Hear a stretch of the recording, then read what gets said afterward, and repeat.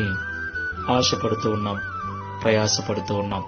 నా ప్రియులారా, మన కలిమి, మన సంపద మన యొక్క యథార్థత మీద ఆధారపడి ఉంటుందని దేవుడు ఈ ఉదయకాల సమయంలో మాట్లాడుతున్నాడు.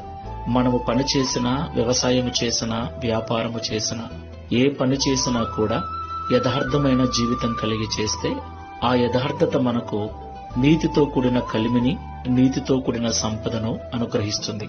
కాబట్టి యథార్థమైన జీవితం కలిగి ఈ లోకంలో మనం జీవించాలి. దేవుణ్ణి ఆశ్రయించిన మనకు యథార్థత చాలా అవసరం. యథార్థవంతుల ప్రార్థన ఆయనకు అంగీకారమైనది. యథార్థవంతుల కష్టాన్ని ఆయన వ్యర్థము చేయడు.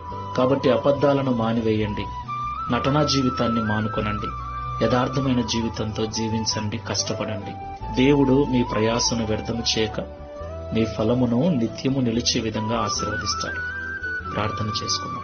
పరిశుద్ధుడా, ప్రేమ కలిగిన యేసయ్య, మీకు స్తోత్రాలు చెల్లిస్తూ ఉన్నాం.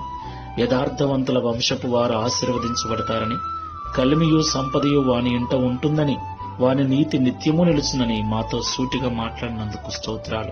నిజమే తండ్రి, ఎంతో కష్టపడుతున్నాం, ప్రయాసపడుతున్నాం, కానీ ఇంటిలో ఏమీ మిగలటం లేదు. చివరికి అప్పుల బారిన పడుతూ ఉన్నాం. దీనికి కారణం మాలో యథార్థత లేకపోవడమేనని మాతో మాట్లాడారు. యథార్థవంతులుగా ఉంటే మేము ఆశీర్వదించబడటంతో పాటు మా వంశపు వారు కూడా దీవించబడతారని మాతో మాట్లాడారు. మా నీతి నిత్యము నిలుస్తుందని మాట్లాడారు. ప్రియ తండ్రి, ప్రార్థనలో ఏకీభిస్తున్న మేమందరము కూడా యథార్థమైన హృదయముతో ప్రయాసపడుటకు, యథార్థమైన హృదయముతో జీవించుటకు సహాయం చేయమని, తద్వారా ఈ దిన వాగ్దానమును మా అందరి జీవితంలో నెరవేర్చి నీ నామమును మహింపరచుకొనమని యేసు నామములో ప్రార్థిస్తున్నాము తండ్రి. Amen. Praise the Lord. God bless you. Download ShareChat.